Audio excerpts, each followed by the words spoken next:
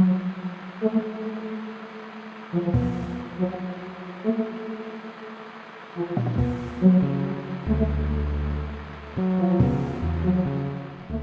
know coins, right?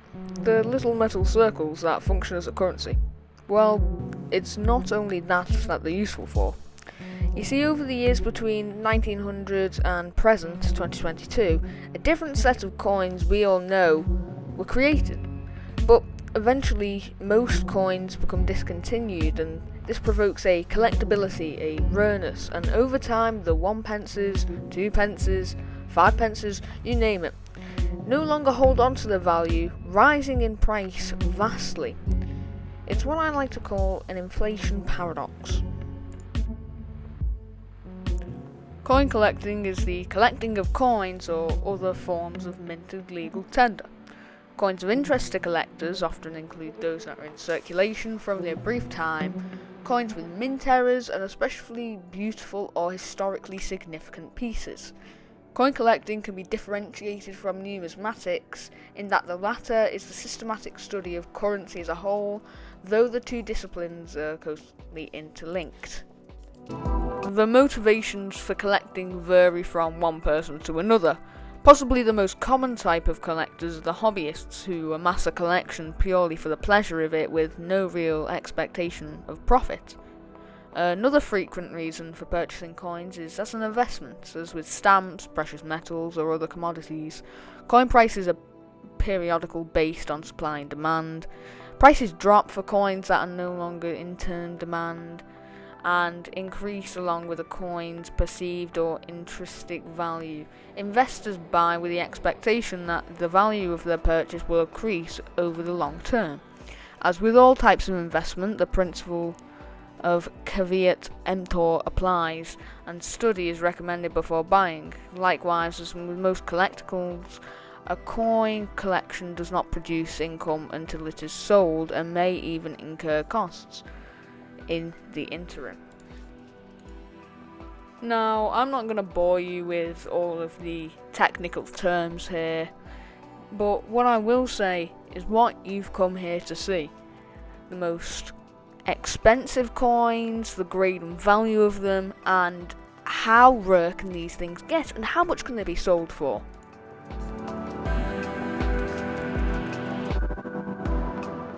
The most expensive coin ever known to man. It's the flowing herd dollar. It was the first dollar coin issued by the United States federal government. The coin was minted in 1794 and 1795. Its size and weight were based on the Spanish dollar, which was popular in trade throughout the Americas. In 1791, following a study by Alexander Hamilton, Congress passed a joint resolution calling for the establishment of a national mint. Later that year, in his third State of the Union address, President George Washington urged Congress to provide for a mint, which was officially organised by the Coinage Act of 1792. I'll leave a link down below in the description if you want to have a look at that, because it's quite interesting. Despite the authorisation, silver and gold coins were not struck until 1794. The flowing herd dollar, designed by Robert Scott, was initially produced in 1794 and again in 1795. In October 1795, the design was replaced by the Draped Bust dollar. Now, I mentioned this coin before. It's the Draped Bust dollar. It's the one that succeeded the flowing herd dollar and sold for roughly just over 7.6 million. In 1804, it was established until the year 1850, with all the dates in between written on each of the coins, allowing this coin to go in circulation for quite a while. But it's the 1804 dollar that really stands out, as it was the first one to come after the first ever expensive gold coin. Now, these coins are not as simple as you'd think they'd be. If you go onto eBay, Amazon, whatever it is, and have a look through the prices of these coins, and say if you have one of the coins and you have a look, normally there's being sold for something stupid like $10,000 plus. And I'll tell you, if that coin is not expensive as you think, you're right. However, if a coin you have is to be very expensive and you've had a look through, you need to make sure that it's got the right number of ridges around the edges, it has the correct date, there's no misprints because you could be selling it for something less than it actually is, and if this coin has any damage to it. If it's got a big scrape through the middle of the face on the back, it's not going to sell for absolutely anything. But if this coin is in a decent condition, you could probably get just over 1,000 for it, depending on what type of coin you're trying to sell. It's not exactly accurate, but the first time known to man where coins actually had some form of use was in the classical Greek antiquity.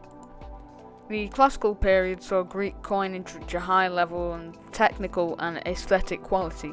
Larger cities now produced a range of fine silver and gold coins, most bearing a portrait of the patron god or goddess or a legendary hero on one side and a symbol of the city on the other. Some coins employed a visual pun. Some coins from Rhodes featured a rose, since the Greek word for rose is rhodon. The use of inscriptions on coins also began, usually the name of the issuing city. Although many of the first coins illustrated the images of various gods, the first portrait of the actual rulers appeared with the coinage of Lycia in the 5th century BCE. No ruler had dared illustrating his own portrait on coinage until that time. Coinage followed Greek colonization and influence first around the Mediterranean and soon after to North Africa, including Egypt, Syria, Persia and the Balkans. Coins came late to the Roman Republic compared with the rest of the Mediterranean, especially Greece and Asia Minor, where coins were invented in the 7th century BCE. The currency of central Italy was influenced by its natural resources, with bronze being abundant and silver ore being scarce.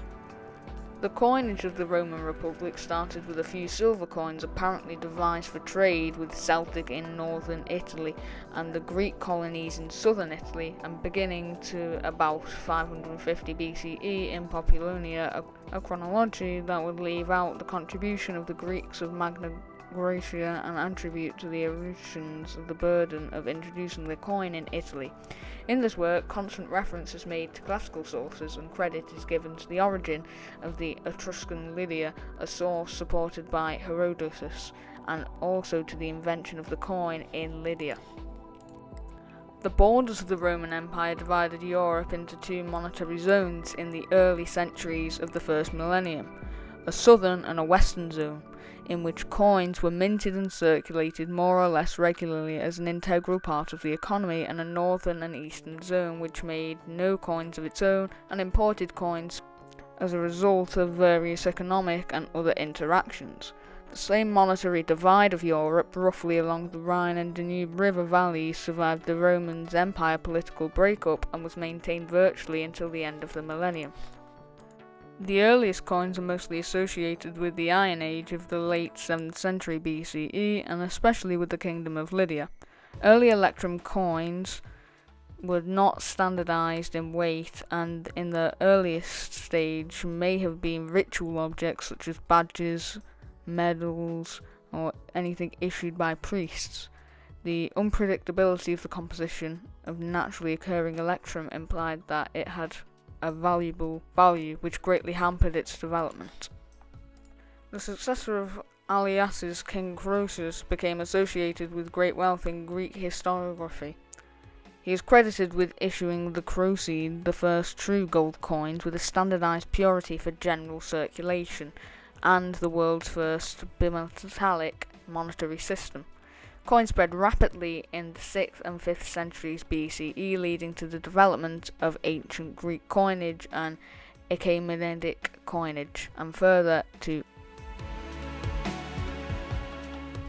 when Cyrus the Great came to power, coinage was unfamiliar in his realm. Barter and to some extent silver bullion was used instead for trade. The practice of using silver bars for currency also seems to have been current in Central Asia from the 6th century.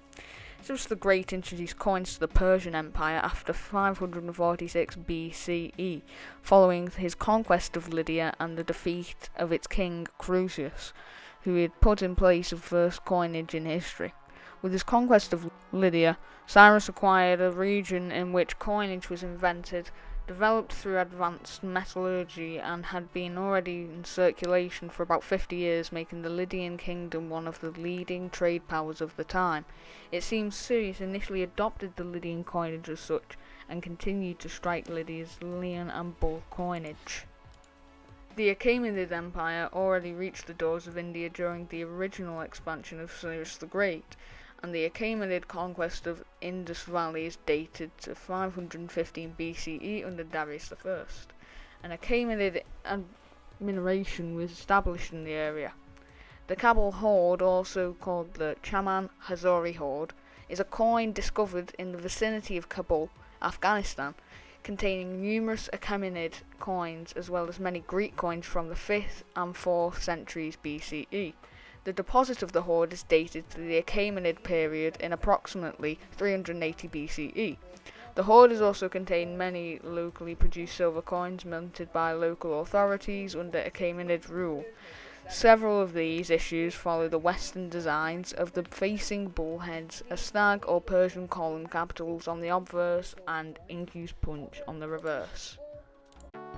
Now, that is the most expensive coin due to its value, but what has sold for the most money? Well, you maybe think it's from the 1600s, maybe the 1700s, but actually it's from 1933. The double eagle coin is the United States $20 gold coin. However, although 445,500 specimens of this St. Gordon double eagle were minted in 1933, none of them were actually officially circulated, and all but 2 were ordered to be melted down. However, 20 are more known to be rescued from melting and by being stolen, and found their way into the hands of collectors before later being recovered. 9 of the recovered coins were destroyed, making this one of the world's rarest coins, with only 13 known specimens remaining, only one of which is privately owned. The Brasher Doubloon is a rare American doubloon of 8 escudos worth $16, privately minted in and after 1787. In 1787, a goldsmith and silversmith submitted a petition to the state of New York to mint copper coins. This petition was denied when New York decided not to get into the business of minting copper coinage, but Brasher was already quite highly regarded for his skills, and his hallmark was significant in early America. Brasher stuck various coins in addition to a small quantity of gold coins over the next few years. This coin, valued at 8 Spanish escudos or 16 Spanish dollars, is of confusing English colonial nomenclature called the First Doubloon Double, or the Double Doubloon. The half eagle is a United States coin that was produced for circulation from 1795 to 1929, and in commemorative and bullion coins since 1983. It's composed almost entirely of gold, and its face value of $5 is half of that of the eagle coin. People have hoarded coins for their bullion value for as long as coins have been minted.